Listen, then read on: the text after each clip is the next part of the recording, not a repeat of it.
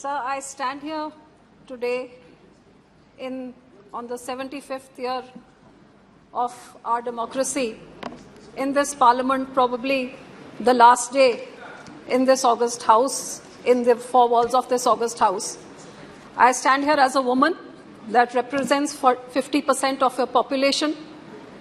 I come from a minority community, which is only probably 1.7% of the total 20% of the minority community. And I represent the backbone of this nation, the farming community, coming from the state of Punjab, which brought around the Green Revolution and fed the millions of hungry and needy people for the last 50 years of this country since its freedom. Sir, I would also like to say that this small community made the largest sacrifices for our freedom struggle. It may be a small community, but this brave community that fought the battle for the freedom struggle, where the highest number of people to reach Kala Pani was from Punjab, the highest number of hangings were of the Punjabis. It was on the borders of Punjab, really, that the division of the country took place. So the largest suffering and the largest bloodshed that took place to ensure this freedom was on the borders of Punjab. But, sir, I would like to go back to even beyond this. 350 years ago, sir, our ninth Guru, Shri Guru Tegh Bahadur Sahib, known as the Hind Ki Chadar, the only example in the world where an individual of one community walked all the way to Delhi to get martyred, to sacrifice himself to save a minority community, the Kashmiri Pandits of Kashmir. Sir, this example in itself is one of its kind, and I would say the basis, the very foundations of human rights, equality, freedom of religion was laid by our ninth Guru, who came here and martyred himself and sacrificed himself a few yards from here to ensure the religious freedom of the Kashmiri Muslims, and that laid down the foundations of where the entire democracy and the voice of the people stands. And after that, his grandsons, aged 9 and 7, were bricked alive, fighting for saving and living by their own religion for religious freedom. So, sir, first of all, I would like that this House should altogether unanimously give homage to our ninth Guru, the Hind Ki Chadar, who laid the foundations of democracy 350 years ago. And it would be befitting, sir, if this government would actually dedicate this old parliament as we shift to the new parliament to Hind Ki Chadar, so that the teachings of our ninth Guru may be followed in the times to come. Sir, in the same way, I would like to also say that I am the proud granddaughter of a grandfather, Sardar Dyal Singh Majithia, who was a member of parliament from the first, second and third parliament here as defence minister. And after that, sir, I had the honour of being the daughter-in-law of Sardar Prakash Singh Badal, who was in the 6th parliament here, and someone who walked on the ideals of our great gurus and for parliamentary democracy in true letter and spirit.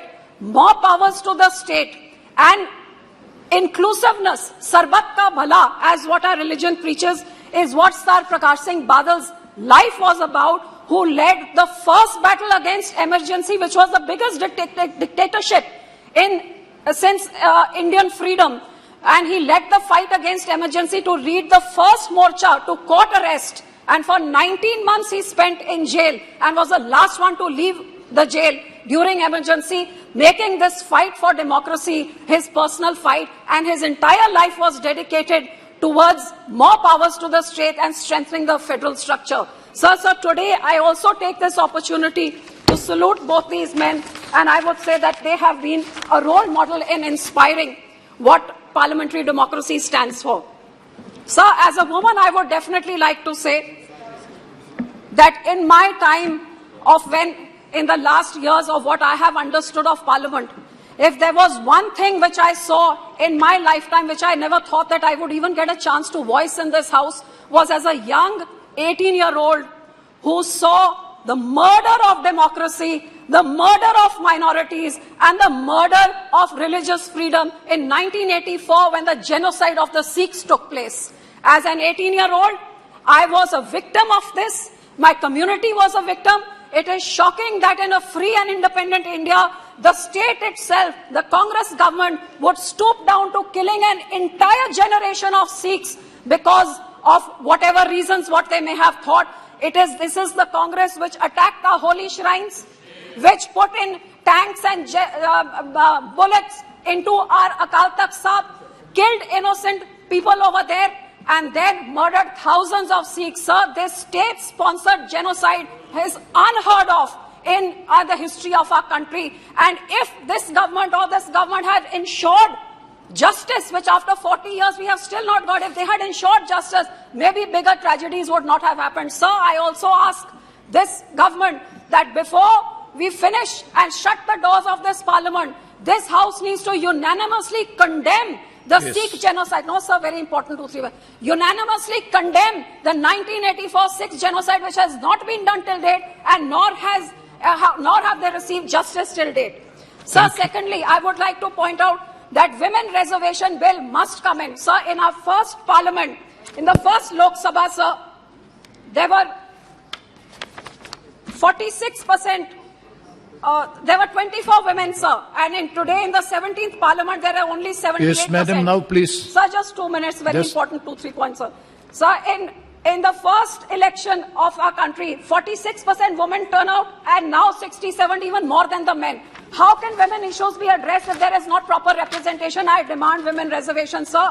Yes. If it is not enough women, that is why it takes a Nirbhaya to bring in strong laws. That's why our women wrestlers who bring laurels to the country have to fight for months to get justice, and that is why a horrific Manipur incident of atrocity on a women, a no confidence motion has to come in to make this government speak. I think, sir, more women are needed in this parliament. Thank you very much. And sir, lastly, I would like to say, for the farmers which I represent, which feeds this entire nation, sir, it is time we stop making hollow promises about doubling farmer income. But it's time that we ensure that farmer, I come from the state which has fed this nation. Sir, today the farmer has lost his water. His ground is contaminated. So he cannot feed his children. He cannot educate his children. He cannot have health benefits. Sir, 2 minutes. Sir, 2 minutes, sir. No, please. Sir, no, please. Sir, just 1 second. No, already you have to take more than 8 minutes. I'm concluding, sir. Sir, today, आज हमारे किसान के पास, sir, ना तो उसके लिए health के लिए, इलाज के लिए पैसे, ना बच्चों को पढ़ा सकता है. आज मौसम के करके उसका इतना बुरा हाल है, वो खुदकुशी कर रहा है. सब कुछ ना कुछ किसानों के बारे में सोचा जाए.